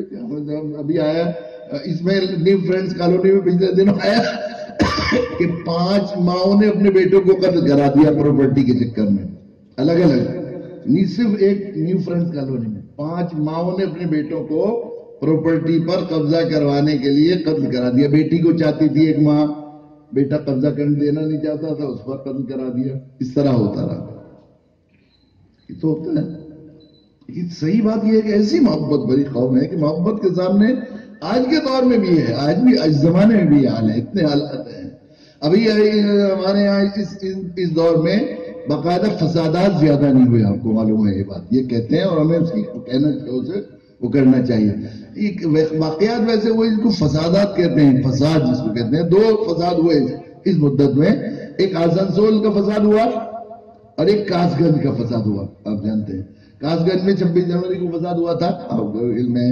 وہاں میں ایک واقعہ آپ کو سنانا چاہتا ہوں تاکہ آپ ناشکری کے بجائے شکر گزاری کی طرف آپ کا ذہن جائے، اور پھر یہ بہانہ جو کہ حالات خراب ہیں دعوت کے لیے، یہ وہ ذہن سے ختم ہو جائے، صاف ہو جائے، ذہن صاف ہو جائے. اس کے لیے تو کاس گنج میں فساد ہوا 26 جنوری کو ہوا تھا. آپ جانتے ہیں ہمارے ایک جاننے والے ہیں لکھیم پور کھیری کے، نوشاد نام تھا ان کا، ہمارے ایک دوست دائی ان کے عزیز ہوتے ہیں. وہ اپنی بیٹی سے ملنے کے لیے آئے وہاں پر. اب موب نے انہیں لے لیا، بھیڑ تھی، جنون طاری ہو رہا تھا، تو پتھر برسانے شروع کیے ان کی گاڑی پر، اور پتھر ایک شیشے پر لگا اور ان کی آنکھ میں لگ کر آنکھ پھوٹ گئی، تو گاڑی رک گئی ایک دم، آنکھ پھوٹ جائے گی تو گاڑی، لوگوں نے گاڑی کو روک لیا، پھر اس کو شیشہ کھولا، ان کو کھینچ کے نکال لیا اور گاڑی کی چابی بھی نکال لی کہ کہیں لے کے بھاگ نہ جائے، اور پھر مارنا شروع کیا، سوچ رہے تھے مار دیں گے، اس سے پوچھا کہاں سے آیا بے ملا؟ انہوں نے کہا کہ میں تو لکھیم پور سے آیا اپنی بیٹی سے ملنے۔ ارے وہی جو مارنے والے تھے فوراً کہنے لگے ہٹ جاؤ سب ہٹ جاؤ، یہ تو مہمان ہے، یہ تو مہمان ہے، یہ تو بیٹی سے ملنا آیا آپ نے، ہٹ جاؤ، سب نے ہٹا دیا۔ پھر کو خود ہی چلا لے گا گاڑی، کسی اور ڈرائیور کو بھیجے، اس سے پوچھا، تھوڑا سا گرم تھا بولنے کا انداز، بتا رہے تھے ذرا سختی سے، کہا خود چلا لے گا یا کسی ڈرائیور کو بھیجے؟ اور کہا خود چلا لوں گا، گرم گھاؤ ہوتا ہے، جان جب پڑی ہوتی ہے تو آدمی، تو وہ بیٹھ گئے، چابی لگائی، دو موٹر سائیکل والوں کو کہا چلو اس کی بیٹی کے ہاتھ چھوڑ کے آؤ، دیکھو کوئی اور نہ راستے میں اس کو ستائے، چھوڑ دیا۔ اگلے روز آج تک ٹی وی پر ایک انٹرویو آیا، آپ میں سے بہت سے حضرات نے سنا ہوگا، اور اس کو مسلسل ساری میڈیا ہفتوں تک نشر کرتی رہی، ہفتوں تک ٹی وی، آج جو بکا ہوا میڈیا ہے وہی نشر کرتے رہے۔ اس میں انہوں نے لکھا، انہوں نے کہا کہ میں ان لوگوں کی بہت قدر کرتا ہوں کہ ان کی انسانیت ایسی نفرت اور جنون کے ماحول میں جاگ گئی، اور انہوں نے ان کی محبت کی بڑے دل سے قدر کرتا ہوں کہ انہوں نے مجھے چھوڑ دیا، اگر ان کی انسانیت نہ جاگتی اور وہ اپنے انسان ہونے کا حق ادا نہ کرتے اور مجھے مہمان سمجھ کر نہ چھوڑتے تو میں اپنی بیٹی کو کیسے دیکھتا؟ آج تو میری تدفین ہوتی ہے، پوسٹ مارٹم ہوا ہوتا۔ یہ انٹرویو بار بار آیا بہت ہی آیا۔ 2-3 دن کے بعد امر اجالا میں ایک اشتہار آیا۔ امر اجالا ہندوستان کا ہندی کا بہت مشہور اخبار ہے، بہت ساری جگہ سے لکھا، سب سے کثیر الاشاعت اخباروں میں امر اجالا اور دینک جاگرن ہے۔ امر اجالا کا وہ اخبار جو میرے پاس موجود ہے اس اشتہار کے ساتھ، وہ میرٹھ کا ہے، اور یہ میرے خیال سے کانپور میں آیا ہوگا یا آگرہ کے واسطے چھپا ہوگا، پورے ملک کے اخباروں میں بہت بڑا اشتہار ہے۔ میرا اندازہ یہ ہے کہ وہ 20-25 ہزار روپے میں صرف اشتہار چھپا ہوگا۔ وہ کوئی مشرا نہیں ہے، ان کا اشتہار ہے کہ نوشاد بھائی جیسے لوگ بھارت دیش پر ایشوریہ دوت ہیں، اللہ کے فرشتے ہیں، جنہوں نے ایسی نفرت کا جواب ایسی محبت سے دیا، اور ایسے کمل مکھ اور ایشوریہ دوت کے ماتھے سے اس آگ کے چلے جانے کا کھید آجیون مجھے ستاتا رہے گا، زندگی بھر مجھے اس کا غم رہے گا، کیونکہ میرے پاس ان کا پتہ نہیں ہے۔ اس اشتہار کے واسطے سے نوشاد بھائی تک یہ بنتی کرتا ہوں کہ اگر وہ اپنے ملک کے لیے میری آنکھ سویکار کر لیں تو میں دونوں آپریشن کے خرچ برداشت کروں گا، آنکھ نکالنے کا بھی خرچ برداشت کروں گا، آنکھ دینے کا خرچ بھی برداشت کروں گا، لگانے کا خرچ بھی برداشت کروں گا، اور اگر اس کمل مکھ پر میری آنکھ سویکار کی گئی تو میں آجیون زندگی بھر فخر کروں گا۔ یہ اخبار میں اشتہار ہے، میرے پاس رکھا ہوا ہے، بھی اخبار میں نے اسے محفوظ کر لیا۔ 2 دن کے بعد ایک اپادھیائے کر کے کوئی ہے، یہ تو کانپور کے پاس کوئی گاؤں قصبہ ہے، وہاں کا اشتہار ہے، وہ الہ آباد کے پاس ہے، اپادھیائے مشرا جو مشرا ہے، پنڈت ہے، یہ جن کا پہلا اشتہار ہے یہ پنڈت ہے، برہمن، اور دوسرا جو اشتہار ہے وہ اپادھیائے کر کے ہیں، ان کا دینک جاگرن میں آیا، دینک جاگرن اس سے بھی بڑا اخبار ہے، اس میں آیا، وہ اس سے کچھ بہت بڑا اشتہار ہے، وہ جو اخبار یہ تھا مشرا جی کا، اس سے بڑا اشتہار ہے، اس میں لکھا کہ جو ہے جن کا بھاگ ساتھ دیتا ہے وہ آگے بڑھ جاتے ہیں۔ میں سوچتا ہی رہا ہوں مشرا جی آگے بڑھ گئے کہ کیسے ان سے کانٹیکٹ کیا جا سکے، اور اگر وہ نوشاد بھائی مشرا جی کے بجائے میری آنکھ سویکار کریں تو مجھے بہت خوشی ہوگی اور میرے لیے یہ بات گرو کی ہوگی، اور میں بھی دونوں آپریشن کے خرچ بھی برداشت کروں گا، اور جتنے روز نوشاد بھائی بستر پر رہیں گے اور کاروبار سے چھٹے رہیں گے تو پورے پریوار کا خرچ بھی یہ ان کا بھائی اپادھیائے برداشت کرے گا۔ یہ محبت، اللہ کے نبی فرمایا مجھے ہندوستان کی مٹی سے محبت کی خوشبوات، ان کو ہم نے غیر بنا لیا، ان کو ہم نے حریف بنا لیا، ان کو فریق بنا لیا۔ یہ ذرا سا اپنا کہہ کے تو دیکھیے، ذرا قریب آؤ تو شاید سمجھ سکو مجھ کو، یہ فاصلے تو غلط فہمیاں بڑھاتے ہیں۔ میرے دوستوں بزرگوں، اس کے لیے اللہ نے ہمیں بھیجا ہے، یہاں پر برپا کیا خیر امت کا فرد بنا کر، نبیوں کی نیابت، نبی رحمت العالمین کی نیابت کے لیے ہمیں منتخب کیا تھا، سلیکٹ کیا تھا۔ ہم نے اپنے مدعو بھائیوں کو، ایسے محبت بھائی بھائیوں کو غیر بنا دیا، حریف بنا لیا، فریق بنا لیا۔ اللہ کی کوئی مجبوری نہیں تھی ہے. بولو شاء اللہ لجعلکم امۃ واحدہ. اللہ تعالیٰ نے ہم مسلمان گھرانوں میں پیدا ہوئے تو ہماری کسی کوشش کو دخل ہے اس میں؟ جو اللہ عبد الرحمن عبداللہ کی اولاد بنا کر ہمیں مسلمان گھرانوں میں پیدا کر سکتے ہیں، وہ کسی جے پرکاش اور پیٹر مسیح کو مسلمان گھرانوں میں پیدا نہیں کر سکتے. اذا اراد شیئا یقول لہ کن فیکون. شان ہے اس کی کائنات کو بنانے کا، پوری کائنات کو بنا کن کے اشارے سے بنایا اللہ نے. دی گلیکسی ایک میگزین ہے، جیولوجیکل انسٹیٹیوٹ آف واشنگٹن، ایک بہت ہی سائنسی ادارہ ہے اس کی. اس میں ایک تیزیز آ رہی تھی کہ یہ سورج جو آسمان میں چمک رہا ہے یہ زمین سے 3 لاکھ گنا بڑا ہے. یہ بڑا ہے، اوپر چمک رہا ہے، ہمیں لگ رہا ہے چھوٹا، یہ دور ہونے کی وجہ سے ایسا لگتا ہے.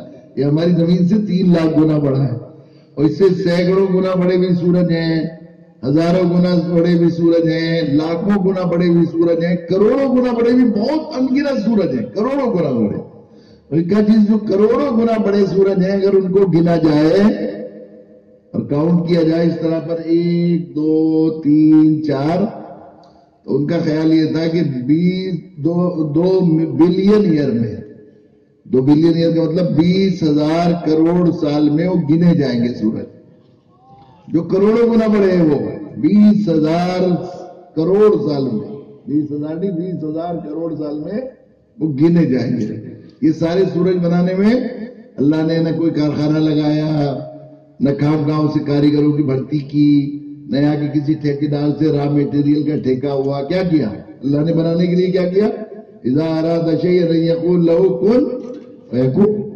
کن کہہ دیا ہو گئے. وہ اللہ نے اس طرح کائنات کو پیدا کرنے والے ہیں، ان انسانوں کے دلوں کو بدلنا تو کوئی بات ہی نہیں تھی. اللہ نے ہمیں نوازنے کے لیے فیصلہ کیا. ختم نبوت کا اللہ کے قانون ہے. کچھ لوگوں کو نعمتیں دیتے ہیں، کچھ لوگوں کو نعمتوں سے محروم کرتے ہیں. جن لوگوں کو نعمتیں، کچھ لوگوں کو اہل علم بنایا، کچھ لوگوں کو علم سے محروم رکھا، کچھ لوگوں کو طاقتور بنایا، کچھ لوگوں کو کمزور بنایا، کچھ لوگوں کو مالدار بنایا، کچھ لوگوں کو مال سے محروم رکھا، کچھ لوگوں کو صاحب ایمان بنایا، کچھ لوگوں کو ایمان سے محروم رکھا، تاکہ جن کے پاس نعمتیں ہیں ان کا امتحان بھی ہو جائے، ان کا اعزاز بھی ہو جائے. یہ ہمارا امتحان بھی ہے، ہمارا اعزاز بھی ہے، ہمیں نوازنے کے لیے بنایا. اور اس دعوت پر دنیا اور آخرت کے سارے دھونے کا وعدہ کیا ہے اللہ نے. میں نے 27 قسطوں میں ایک مضمون لکھا تھا بہت زمانے پہلے، ہر مرض کی دوا ہے صلی علی محمد. اس میں نے قرآن مجید کی آیات، احادیث شریفہ، تاریخ کے حوالے اور موجودہ زمانے میں اپنی زندگی کے تجربات کی روشنی میں یہ بات کہنے کی کوشش کی تھی کہ ملت کے تمام انفرادی، اجتماعی، سیاسی، تعلیمی، معاشرتی مسائل صرف اس وجہ سے ہیں اسلام کے سارے شعبے جس بیج سے نکلتے ہیں دعوت، وہ ہمارے پاس نہیں رہی. جب بیج ہی ختم ہو گیا تو درخت کہاں سے پیڑ آئیں گے، کہاں سے پتے آئیں گے، کہاں سے پھول آئیں گے؟ مسئلے کا حل اس میں ہے. دنیا اور آخرت کی فلاح اس میں رکھی ہے اللہ نے. وہ مسائل جن سے جوجھ رہے ہیں دعوت سے ضمناً حل ہوتے ہیں. جن کے لیے تحریکیں تنظیمیں چلائی جاتی ہیں، دنیاوی مسائل وہ ضمناً چٹکیوں میں حل ہوتے ہیں دعوت کے واسطے سے. اور آخرت کے بھی بڑے وعدے ہیں. ایک آدمی کی ہدایت پر، اور یہ کتنے وعدے ہیں. اللہ کے نبی نے ارشاد فرمایا تیری وجہ سے ایک آدمی کو ہدایت مل جائے جنت تیرے لیے واجب ہے. قرآن کہتا ہے فَمَنْ زُحْزِحَ عَنِ النَّارِ وَأُدْخِلَ الْجَنَّةَ فَقَدْ فَازَ. جو جہنم سے بچا لیا گیا، جنت میں چلا گیا، تحقیق کے کامیاب صرف وہ ہے. کامیابی یہ ہے جنت کی ضمانت. اللہ کے نبی فرمانے واجب ہے تیرے لیے جنت. ایک آدمی کو ہدایت مل جائے، ایک آدمی کے ایمان کا ذریعہ بن گیا، جنت تیری پکی. اللہ کے نبی کا ارشاد ہے تیری وجہ سے ایک آدمی کو ہدایت مل جائے دنیا اور مافیا سے بہتر ہے. دنیا اور مافیا، دنیا اور جو کچھ ہے اس میں سب سے بہتر ہے. آپ اندازہ کیجئے کتنا بیٹھے گا، دنیا اور مافیا سے بہتر. اور آپ نے فرمایا تیری وجہ سے ایک آدمی کو ہدایت مل جائے. پیارے نبی کیسے شفیق ہیں، کیسے رحمت بھرے نبی ہیں. الگ الگ ذوق ہوتا ہے، کسی کو کسی چیز کا لالچ، کسی کو کسی چیز کا لالچ. اللہ کے نبی الگ الگ فضیلتیں بتا رہے ہیں تاکہ امت کے ہر فرد کو رغبت ہو جائے دعوت سے، لالچ ہو جائے، طلب ہو جائے کہ کیسے میں یہ حاصل کروں. اس لیے الگ الگ فرمانے تیری وجہ سے ایک آدمی کو ہدایت مل جائے اس سب کے فتح کرنے سے بہتر ہے جس پر سورج طلوع ہوتا ہے. اور آپ نے ارشاد فرمایا تیری وجہ سے ایک آدمی کو ہدایت مل جائے اس سب کے فتح کرنے سے بہتر ہے جس پر سورج غروب ہوتا ہے. ایک دفعہ یہ سوچے کہ آدھی دنیا میں تو غروب ہو رہا ہے، آدھی دنیا میں طلوع ہو رہا ہے. پورا آپ نے فرمایا تیری وجہ. اور آپ نے فرمایا تیری وجہ سے ایک آدمی کو ہدایت مل جائے سرخ اونٹوں سے بہتر ہے. اور آپ کا ایک ارشاد ہے تیری وجہ سے ایک آدمی کو ہدایت مل جائے 100 سرخ اونٹوں سے بہتر ہے. سرخ اونٹ عربوں کا سب سے محبوب مال ہوتا ہے. آج بھی خیر من حمر النعام سے زیادہ کسی فضیلت سے عرب نہیں مچلتے. بڑا مہنگے بھی ہوتے ہیں سرخ اونٹ. ایک عرب دوست نے بتایا کہ سرخ اونٹ اچھی BMW اور بہترین معیار ماڈل کی جو مرسیڈیز گاڑیاں ان سے مہنگے ہیں. آج بھی 100 BMW گاڑیاں مل جائیں اس سے بہتر ہے اچھی بہت اعلیٰ قسم کے ماڈل والی، اس سے بہتر ہے. اور آپ نے فرمایا حضرت حمزہ وہ جو ہے حضرت سعد بن ابی وقاص کو ان کے حضرت سیدنا حمزہ کے سفاک قاتل وحشی کے پاس اللہ کے نبی نے فتح مکہ کے بعد بھیجا. فرمایا جاؤ سعد وحشی کو اسلام کی دعوت دو، تمہاری وجہ سے ایک آدمی کو ہدایت مل جائے جنگ میں 1000 اسلام دشمن کافروں کے قتل کرنے سے افضل ہے. الدال علی الخیر کفاعلہ، جو کسی کار خیر کا ذریعہ بن جائے اسے کرنے والے کے بقدر ثواب ملتا ہے، مقبول عمل کا ثواب ملتا ہے. ایک آدمی کے ایمان کا آپ ذریعہ بنے تو مقبول ایمان کا ثواب ملے گا آپ کو. اور جتنے عمل وہ کرے گا زندگی بھر، نماز روزہ زکوٰۃ، ایمان نہیں لاتا تو کیوں کرتا، ان سب اعمال کے مقبول اعمال کا ثواب. اور اس کی اولاد اور نسلوں میں جتنے لوگ ایمان لائیں گے سب کے ایمان کا ثواب، اور جتنے لوگ اعمال کریں گے ان سب کے مقبول اعمال کا ثواب بھی اس شخص کو ملے گا جو ایمان کا ذریعہ بنا ہے. اور آپ نے عرب ریگستان کے لوگوں کے لیے بہت پیاری فضیلت ارشاد فرمائی کہ بالکل ہے جو کسی بھولے بسرے بندے کو اللہ تعالیٰ کسی بھولے بسرے بندے کو اللہ سے جوڑ دیتا ہے. ہمارے علماء فضائل کو بہت پھیلاتے ہیں، اس لیے جو بے نمازی کو نماز میں لیا ہے، کسی بے دین کو دیندار بنایا، اس میں بھی اس فضیلت کو ذکر کرتے ہیں. لیکن اللہ کے نبی سے مشارین کی محدثین کی رائے معلوم کیجئے. آپ کو دکھائی دے گا کہ اللہ کے نبی کے اس فرمان کا اصل مقصد یہ ہے کہ جو کسی کافر مشرک کے ایمان میں لانے کا ذریعہ بن جائے گا، بولے بسرے بندے کو اللہ سے جوڑنے. تو اللہ تعالیٰ اتنا خوش ہوتے ہیں کہ ریگستان میں ایک آدمی اونٹ پر سوار ہو کر اپنے ساز و سامان کے لیے جا رہا ہے تو تھک کر وہ سو گیا، اونٹ کو درخت سے باندھ دیا. اب آنکھ کھلی، اس نے دیکھا کہ اونٹ ساز و سامان کے ساتھ غائب ہے. اب غائب ہے تو ریگستان میں تو اونٹ کے بغیر کچھ بھی نہیں، پانی ہی نہیں ہے، کھانا سب اس کے پاس ہے، حالات زندگی پورے اونٹ کے ساتھ، اونٹ اور اس کے ساز و سامان کے ساتھ.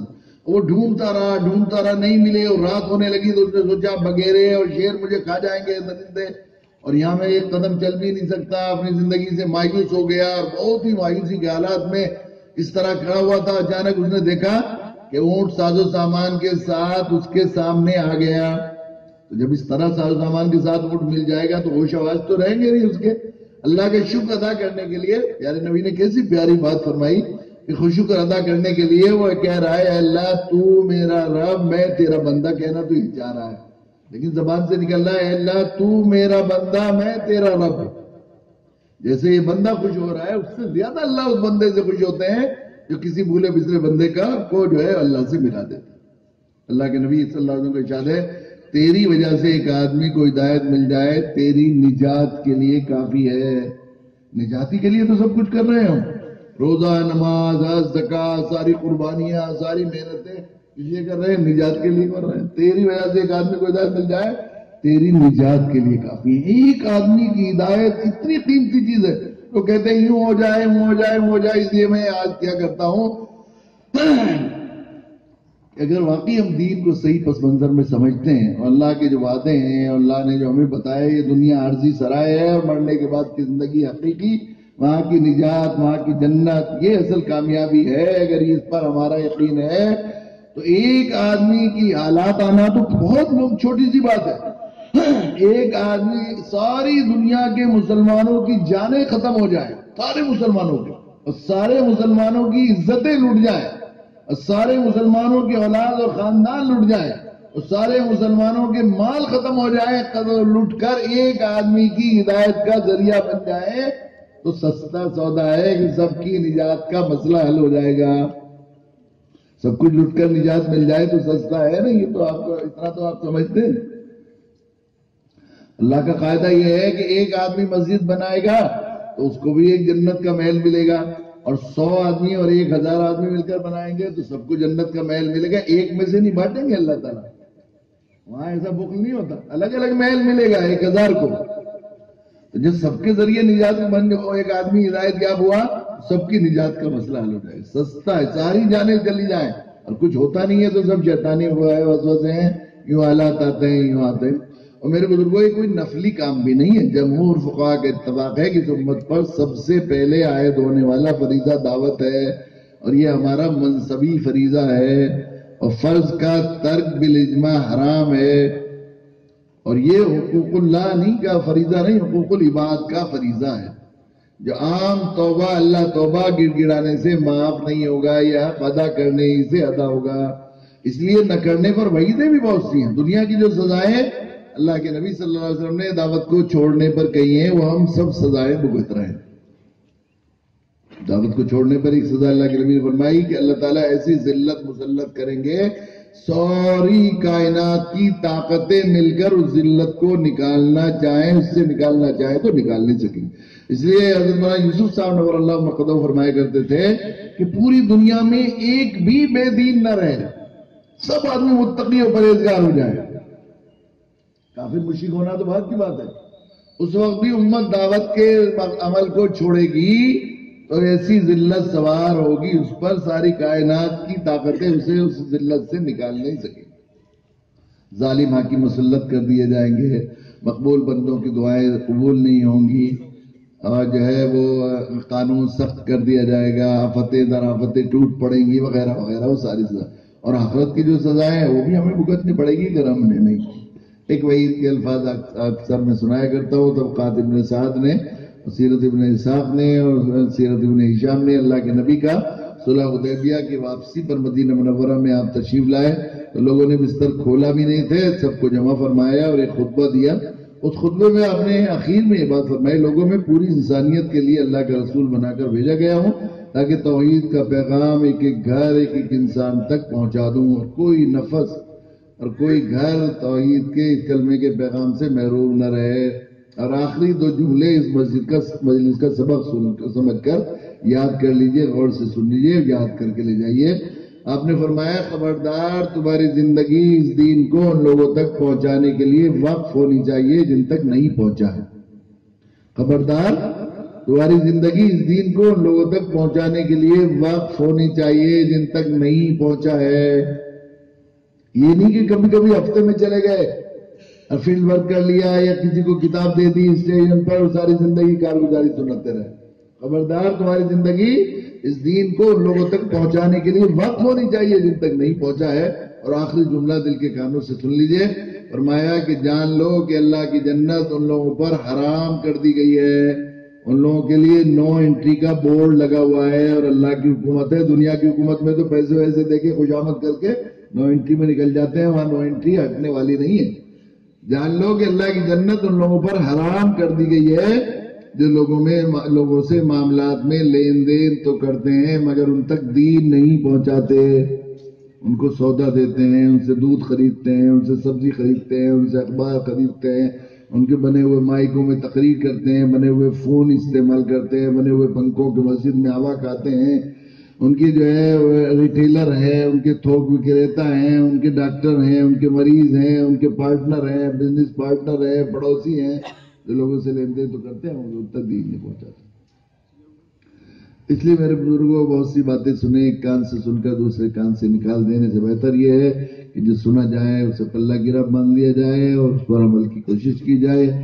ہم سب نجات کے محتاج ہیں، ہم سب جنت کے محتاج ہیں. ہم سب کو سب سے پہلی ضرورت ہے کہ ہماری نجات ہو جائے، ہمیں جنت کا انشورنس ہو جائے. ہمارا جنت کا اور نجات کا انشورنس کرنے کے لیے، کرانے کے لیے، اور عذاب اور ذلت اور پسماندگی اور جو مسائل مسلمانوں پر آ رہے ہیں بالکل طوفانوں کی طرح مسلسل، ان سے بچنے کے لیے آئیے عہد کریں، ارادہ کریں کہ ہم انشاءاللہ جو زندگی غفلت میں گزر گئی سو گزر گئی ہے، ہم اسی دعوت کی طرز حیات کے ساتھ جو ہمارے نبی نے صحابہ کو سکھایا اس پر قائم کیا، انسانیت کے خیر خواہ بن کر ان کو کفر و شرک سے بچانے کے لیے راتوں کو دعائیں مانگنے اور دنوں کی ان کی خوشامدیں کرنے کو اپنا مقصد زندگی بنا کر انشاءاللہ زندگی گزاریں گے.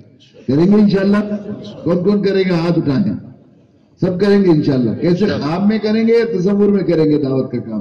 آنکھ بند کر کے تصور کریں گے کہ میں لالا جی کے پاس ہوں، لالا اوم پرکاش جی، لالا اوم پرکاش جی اسلام قبول کر لیجئے، نجات پا جائیں گے. آنکھ کھولیں گے، ہو گیا دعوت کا کام. ایسا کریں گے. میدان دعوت میں میدان میں کرنا پڑے گا نا. اس میں میدان میں کرنا پڑے گا تو قدم اٹھانا پڑے گا.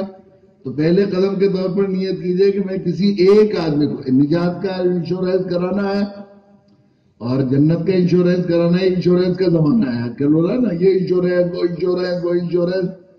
تو یہ جو انشورنس کرنے والے لوگ ہیں ان کا خود انشورنس نہیں ہے، ان کو حق نہیں ہے انشورنس کرانے کا، صرف اللہ کو حق ہے. کتنی انشورنس کمپنیاں روز ڈوبتی رہتی ہے اور سب جو ہے مال ہو جاتا ہے. انشورنس کا حق صرف اللہ کو ہے.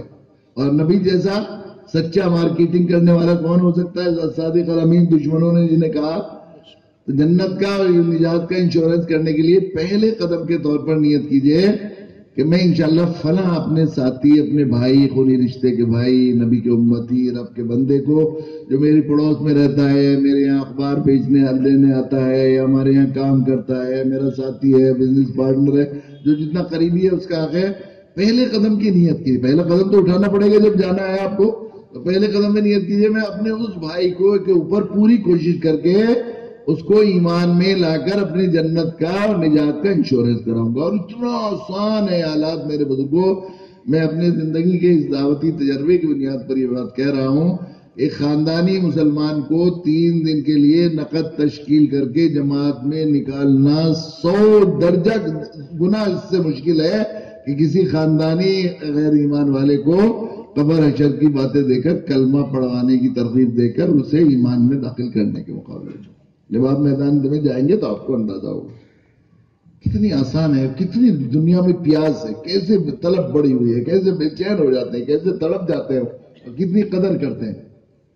تو نیت کیجئے کہ میں اپنے فلاں بھائی یا فلاں اپنے قریب میں نیت کر لیجئے کہ میں فلاں کو انشاءاللہ دعوت دوں گا اور کوشش کروں گا. اس کے لیے کیا کرنا ہے؟ پہلے یہیں سے نام لے کر ہدایت کی دعا شروع کی تھی.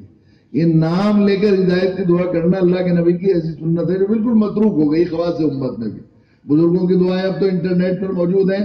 کسی بزرگ کی دعا میں آپ نے نہیں پڑھا ہوگا، سنا ہوگا کہ اللہ فلاں کو ہدایت دے فلاں.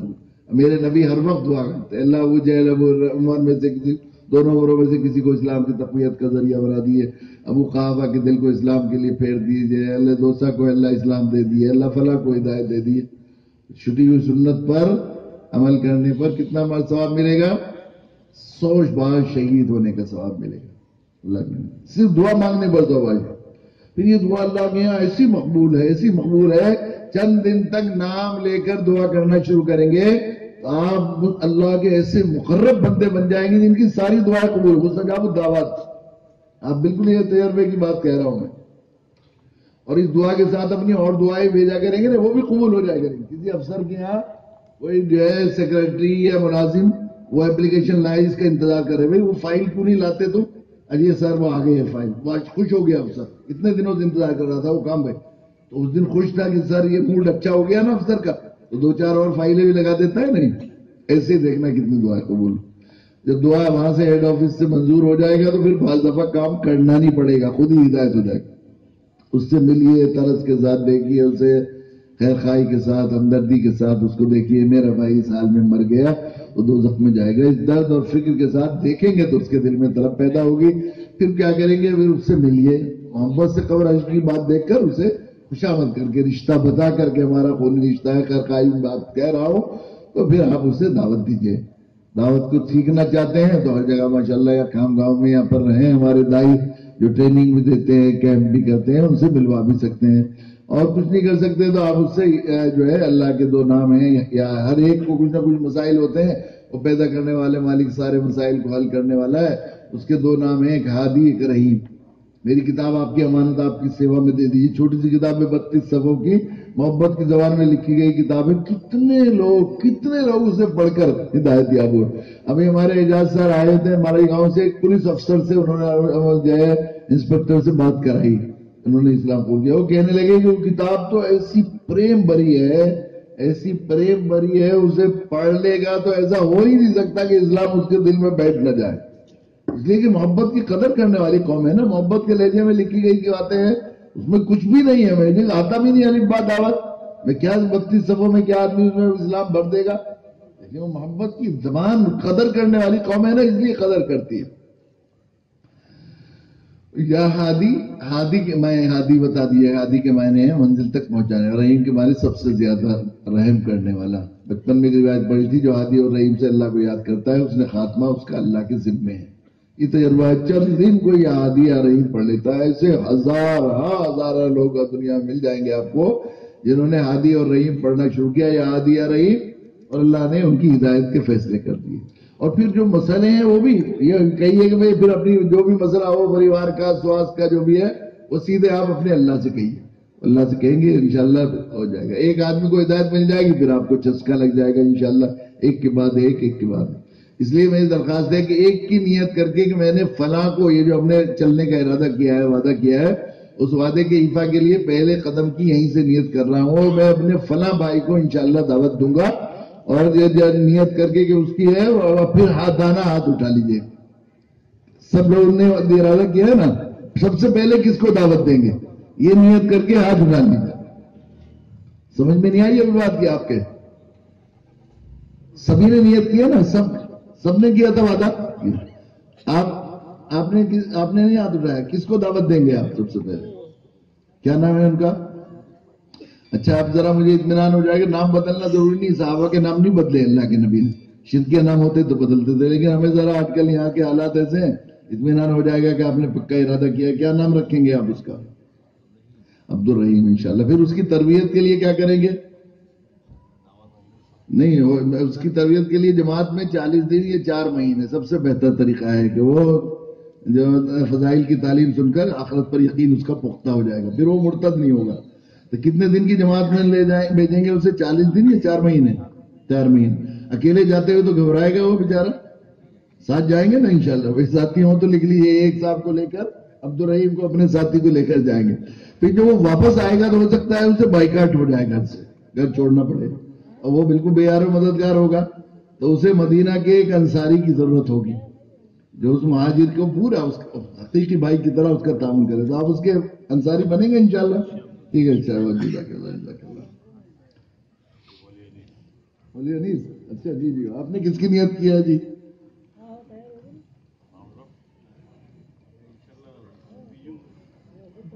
اچھا, کیا نام رکھیں گے اس کا؟ اچھا, کتنے دن کی جماعت میں لے کر جائیں گے انشاءاللہ؟ 40 دن کی. پھر میں انشاءاللہ اس کے بنیں گے. سب نے نیت کر لی ہے نا اس طرح؟ تو انشاءاللہ نام بھی طے کر لے اپنے مدعو کا, پہلے مدعو کا نام بھی طے کر لے, اسلامی نام. انشاءاللہ اگر آپ نے دل پر لے کر یہاں سے اٹھ گئے تو ہو ہی جائیں گے وہ ہدایت یافتہ, اور نجات کا اور جنت کا انشورنس ہو گیا, سمجھیے یوز ہو گیا. تو پھر آپ ان کا نام بھی رکھ لیا نام سب نے انشاءاللہ. 40 دن یا 4 مہینے ساتھ لے کر جائیں گے, ہے نا. کبھی ایسا ہوتا ہے جماعت میں کیسے ساتھی ملے, اسے سمجھیں گے نہیں, تو خود لے کر جائیں گے تو ذرا اچھا وقت گزرے گا. انشاءاللہ کر لیے سب نے نیت 40 دن 4 مہینے ساتھ لے کے جانے کی. اور جب وہ واپس آئے گا تو انشاءاللہ مدینے کے انصاریوں کی یاد تازہ کرنے والا ماحول پیدا کر کے ان کو بالکل اپنے حقیقی بھائی کے ساتھ اس کی تربیت, اس کی تعلیم, اس کے مسائل کو اس کا ساتھ دیں گے انشاءاللہ. کرتے ہیں نیت. اب پھر ایک دفعہ دانا ہاتھ اٹھائیں گے, اللہ دیکھ رہے ہیں وہاں ویڈیو بن رہی ہے نا, اللہ تعالیٰ جزائے خیر دے. اور ہاں بہنیں بھی بیٹھی ہیں بھائی, دیکھیے جس طرح مردوں کے ذمے فرض ہے, مجھے بتایا نہیں 4 مہینے بنتی تو پھر نہ بات ہو جاتی, جس طرح مردوں کے ذمے فرض ہے بالکل عورتوں کے ذمے بھی اسی طرح دعوت فرض ہے. اللہ کے نبی نے سب سے پہلے جس شخصیت کو دعوت دی اور اسلام قبول کرنے کا سب سے پہلے جس شخصیت کو شرف حاصل ہوا وہ حضرت خدیجہ, ایک عورت ہے مردوں سے پہلے. پھر مردوں میں حضرت ابوبکر صدیق, اس پر آتا ہے مردوں میں حضرت ابوبکر صدیق, خواتین میں حضرت خدیجہ, بچوں میں حضرت علی, غلاموں میں حضرت زید. لیکن اس پر اجماع ہے تقریباً علماء کا سب سے پہلے حضرت خدیجہ. پھر حضرت خدیجہ بھی دعوت پر لگ گئی اور حضرت ابوبکر صدیق بھی لگ گئے دعوت پر. حضرت ابوبکر صدیق کی کوششوں سے جو لوگ اسلام میں آئے ان کی تعداد جو آتی ہے وہ 9, 7 اور 5 3 روایتیں ہیں شروع کے دور میں. اور حضرت خدیجہ بھی دعوت پر لگ گئی. حضرت خدیجہ کی کوششوں اور جدوجہد سے جو ابتدائی لوگ مسلمان ہوئے ان میں 11, 9 اور 7 کی روایتیں ہیں. وہ حضرت خدیجہ کے ذریعے اسلام لانے والے دو زیادہ ہیں تینوں روایتوں میں ملتی ہیں.